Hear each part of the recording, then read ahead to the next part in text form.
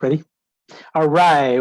Welcome everyone to the business of the future, a compelling case to stay at home and be your own boss. I'm Joe Gonzalez. Thanks for tuning in with me here. First of all, I hope everyone is safe and healthy, and prayers are sent for me. And thanks to all the caregivers and providers out there helping us all through this difficult time. These are scary times, and I don't want to add to the fear, but I do want to educate and share things that I see and believe to be a good indicator of what might happen in the months or years ahead. The world is changing as we know it. At this time, I'm sure that you might be frustrated at work, stressed out, feeling underappreciated and underpaid. You might be an employee who is laid off, or a small business owner who is completely overwhelmed and distraught, wondering about your future and your employees and your life's work. You might be scrambling to stay open as customer traffic has stopped, and cash flow to keep your doors open is the main concern right now. I think I know exactly how you're feeling. It's a very tough time for most people, and some of us have been through this before. Joe and Tina Gonzalez, we were just like you, and I want to tell you this story because today feels so much like 12 years ago. And at that time, after 20 years of working in the corporate banking and the commercial real estate industry, and my wife worked in the small business world, our world also came to a crashing halt during the financial crisis in 2008 to 2010. And after working so hard and feeling like we had it made, we basically lost much of our life savings, and I was really stressed out and depressed. It was a horrible 3-year period, and I remember everyone, including me, walking around like zombies, much like today. And during that time, after we decided to sell our stuff and do what we could, we decided to write down our life goals, and we knew we wanted to chase our dreams of sunshine, happiness, health, and wealth. So we decided to take control of our lives. These are very tough times for millions of people, including employees and business owners, realtors, self-employed, and others. For the next few minutes, I'm going to show you why I think the home-based business model is the business of the future.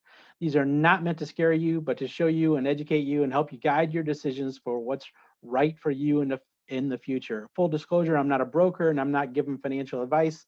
This is just my opinions that I'm sharing regarding the state of the economy. No matter what, we will get through this and we will grow and learn. But in times like this, I hope that you'll agree that we should keep our options and our mind open, because things may never be the same when it comes to social interaction, real estate space needs, and business risk evaluation.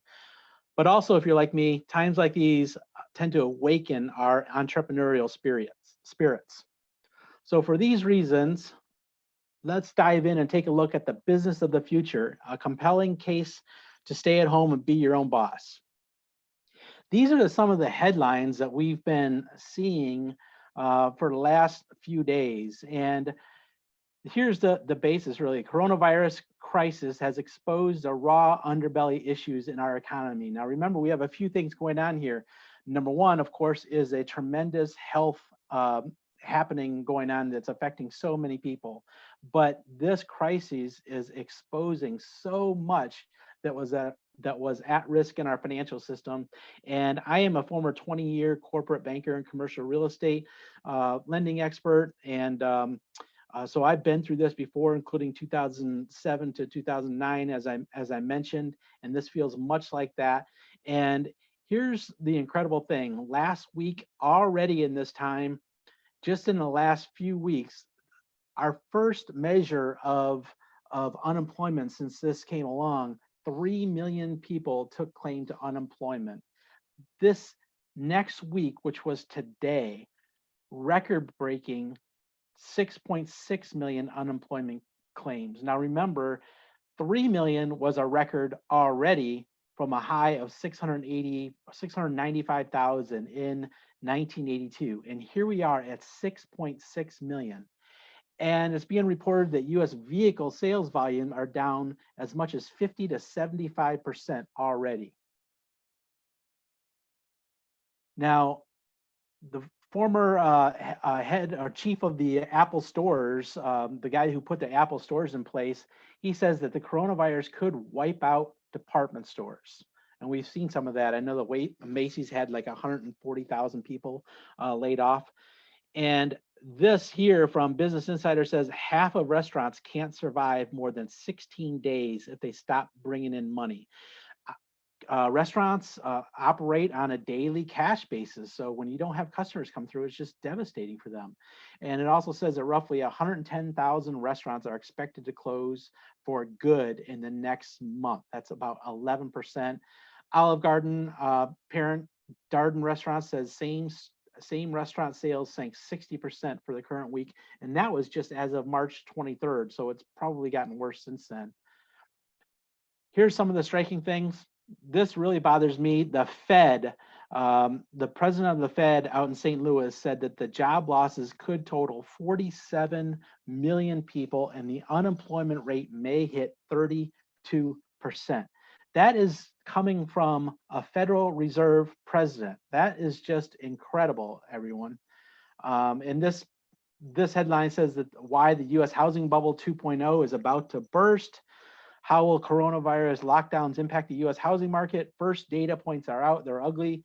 And big banks are already agreeing to defer mortgage payments in California. So here's the cascading effect. With unemployment comes late payments. Then the housing prices start to drop. And then we start to enter into a downward spiral of bubble after bubble popping.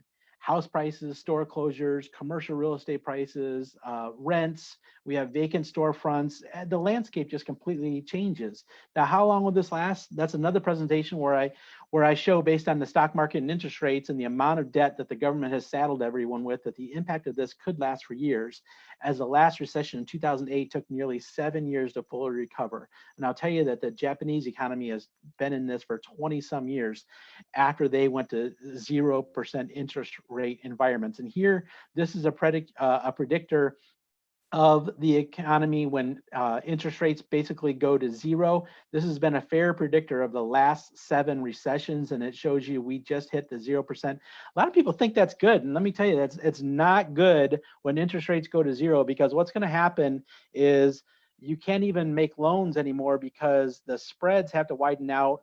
And then when the spreads have to widen out in order to attract investors to buy things, then all of a sudden the bank's going to stop lending money. And when the bank pulls back on credit, okay, it actually makes interest rates go up even more. And then you get bigger interest rates, and it's just a bad situation. You end up having a credit freeze. When credit pulls back, banks aren't lending, then it ends up being worse for everyone because there's just not as much money available.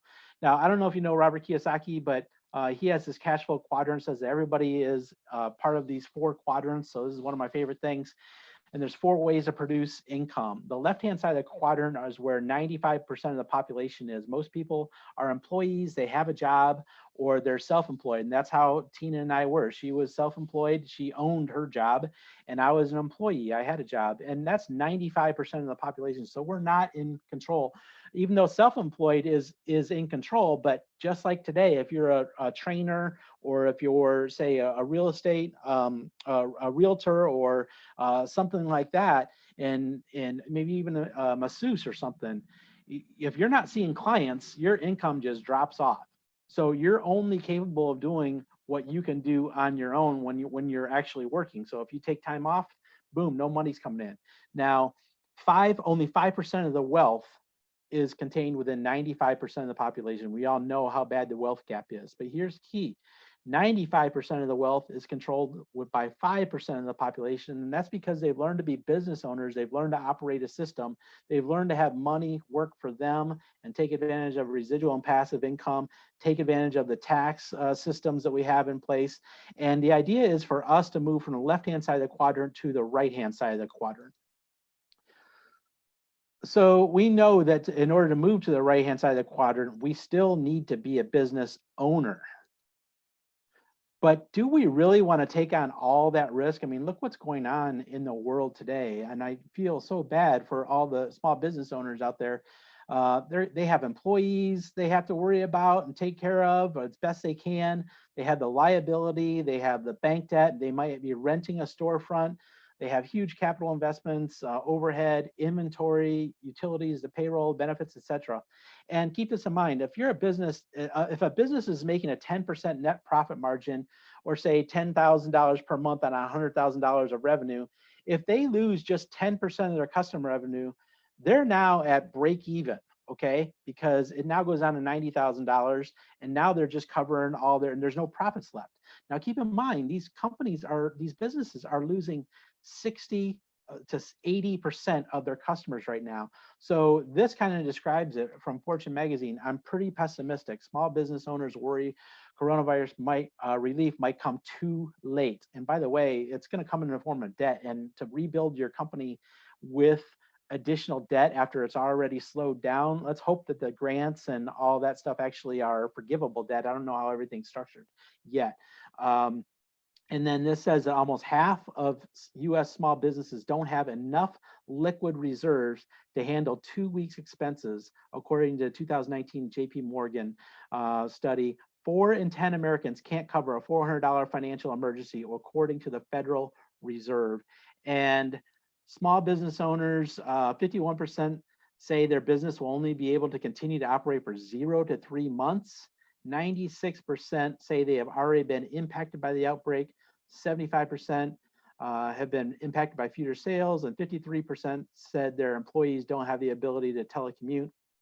And only 13% are confident about their contingency plans. So how long can small business owners really last without customers and cash flow? I feel so bad for them, for everybody out there that's being impacted by this.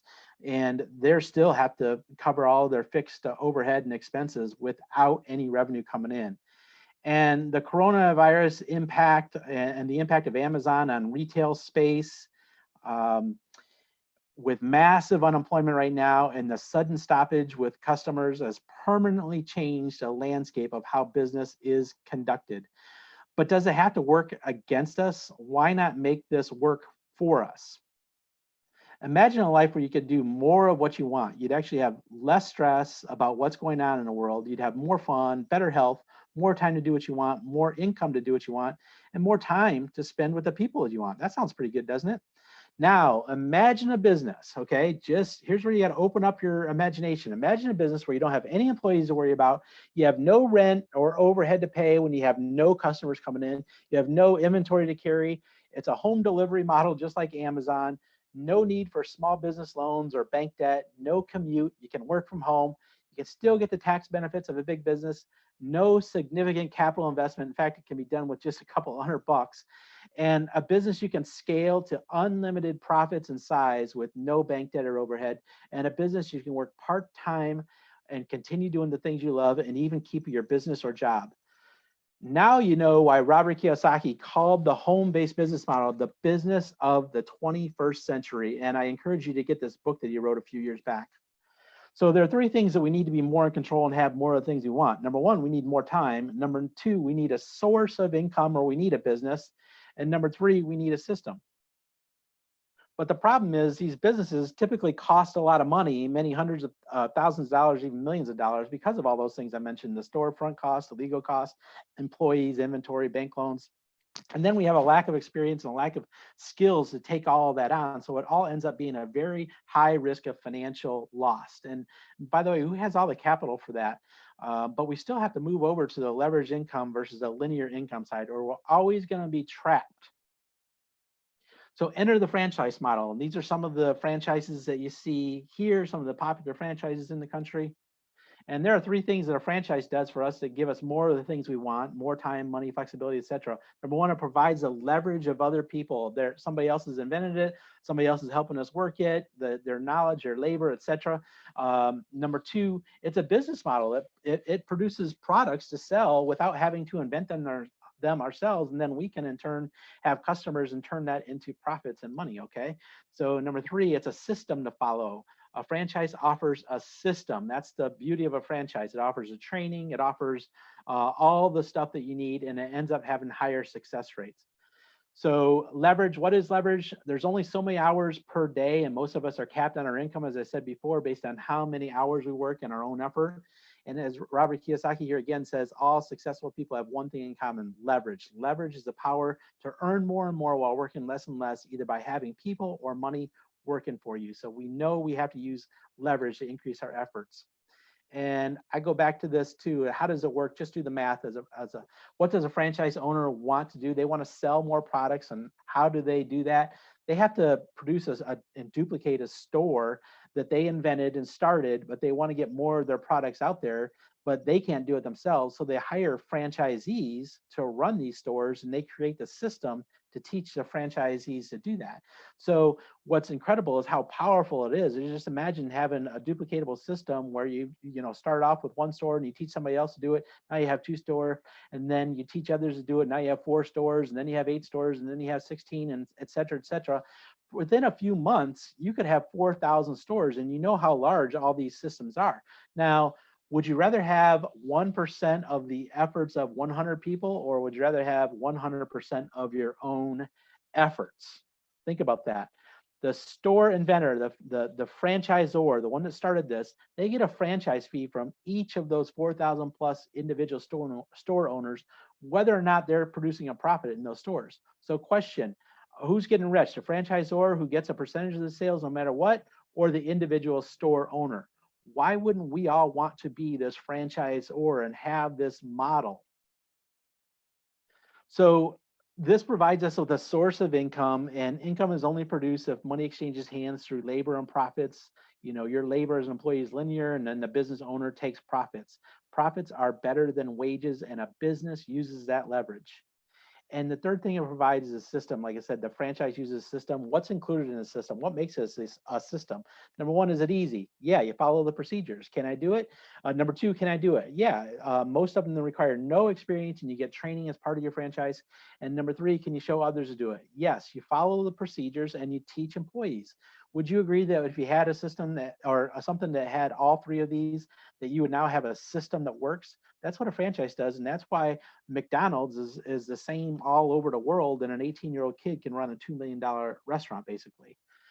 But here's a problem again, okay? The average franchise costs hundreds of thousands of dollars. And these are some of the costs, $1 to $2 million or 500,000 for these franchise systems. So again, it's mostly out of reach. But again, there is a solution. What if you could have a system that operates like a franchise, but doesn't cost hundreds of thousands of dollars like a franchise? Fortunately, there's an affordable franchise system that can be yours for less than the price of a couple of nice dinners. So that's why I call it our affordable franchise model. So let's recap here, and this is a very important screen here. The business of the future, a compelling case to stay at home and be your own boss. Let's look at some of these options. Now, real estate investor. I love real estate. Don't get me wrong. It was how I made my career. But let's look at how a real estate investor, a business owner, a franchise owner, and home business owner compare. Financial risk, high, high, high, low to medium. I mean, we almost risk nothing as a home-based business owner, okay? Startup cost investments. Real estate investor obviously has high cost. A business owner, very high cost. Franchise, very high cost. Home business owner, low. You can get started for a few bucks. It's crazy. Overhead. Real estate has huge overhead. Obviously, they have all the bank debts, etc. Business owner has all the overhead that we talked about. So does a franchise. And we have virtually zero overhead as a home business owner. Tax advantages. Yes, we get all the tax advantages that everybody else does. In terms of a business tax advantages. Do we have to carry inventory? Real estate, no. Business owner, yes. Franchise, yes. We do not have to carry inventory. Employee responsibility. I know a lot of people, obviously people love each other and they love their employees. They want to take care of them, but it's still a huge responsibility. We do not have that as a home business owner like others do. The flexibility to change in the market. If you're stuck in a store, how are you going to respond to customer? If you're stuck with an illiquid asset like real estate and you can't sell it, what are you going to do? We have the ability to put in other products in our product line and those kind of things. Do we have to take on bank loans? No, bank loans are extremely risky. Imagine having your personal guarantee on $1 million or $2 million of bank loans right now when the market just tanks and you don't have customers and you still got to pay that bank debt. I feel so sorry for everybody, and hopefully everybody comes through this. Income potential. Do we have high income potential? Absolutely. We can make 6, 7 figures, and there are even people that make 8 figures in home-based business. Okay, so the overall risk reward obviously is high risk, high reward with real estate and business owners, but it's low risk and high reward on the home business side. And return of investment. How long does it take you to get your money back? Well, 6 months to 10 years as a real estate investor, 5 to 10 years as a business owner, 5 to 10 years as a franchise owner. Guess what? We can get our return on investment back in less than a month. All right. And of course, we all want the residual and passive income, which we have that opportunity as well. So now that you've seen what this is to me, compelling evidence that the risk reward is in favor of the home-based business, here's some other benefits. We have consumable products that are trending, they're natural health related, that people buy over and over again. That's key. These products work on our body's immune system, help bring us back into homeostasis, such as balance. That's our balance, meaning that our body is working properly. We provide social engagement. We can create a culture of fun and positivity and helping people. And I think we all get a little bit stir crazy right now, so it's nice. Love having being around our team and everything. So, and we are all on the same team. Unlike in some work environments, we want people to actually outgrow us and get promoted. And that's not always the case in a work environment. You're just kind of stuck there if people aren't moving, or maybe, and it's a constant thing right now where the company is trying to reduce expenses, yet get more out of you. And it's a constant stress point. We have a scalable business model that grows like a franchise, as I mentioned. So that leverages your time and efforts. And then we can learn leadership skills by developing people. We're actually in the people business. People are what move products. Products don't move people, people move products. And we have a simple duplicatable system and an opportunity to make an impact on others while using your entrepreneurial spirit. So we've partnered with a company called Life Activated Brands that gives us this exact opportunity to earn a supplemental income, working part-time from home, as I described, in the growing health and wellness industry, with products designed to help people bring back balance into their daily routine. And here's one of my business mentors. I absolutely love Jim Rohn. He says, the same wind blows on us all, the winds of disaster, the opportunity and change. Therefore, it's not the blowing of the wind, but the setting of the sails that will determine our direction in life. So you can look at it Jim's way and say, hey, this always happens. After winter comes summer, after opportunity comes depression, after depression comes opportunity again. So, or you can just look at it as the Fed chief or president says here, the jobless rate may soar and think to 30% and think, oh my gosh, we're all doomed, or you can do something about it. So remember, after day comes night. The day will surely rise again. And it's times like this, back in 2008, that my entrepreneurial spirit was awakened. I'm sure many of you feel the same way. Like you want to be back in control, like you want your freedom back. Now's the time when change is created. Now is when we take action instead of waiting to react to what tomorrow brings us. Let's create our future outside of the confines of what traditional norms tell us and not be subject to man-made controls and boundaries. Let's think outside the box and look at the compelling reasons the home-based business model just works better for most people. Let's help each other with products we need and help customers and take control of our health and wealth. Now's the time. Social media and technology has created the most incredible platform, and now we have a completely disjointed market. There's a seismic shift in the opportunity we need to help ourselves get through this and go beyond what we thought was possible for most. So how compelling is this? The entire system, including a business-in-a-box franchise-like system, can be yours for less than a couple of dinners out. If you'd like to learn more about our affordable franchise system and how you can be a part of the business of the future with your own affordable franchise system, ask for part 2 of this presentation from somebody who showed this to you or from me, and we'll give you all the details so you can get up and running in less than 24 hours so you can take control back of your life. Welcome to the future of business. Thank you for listening.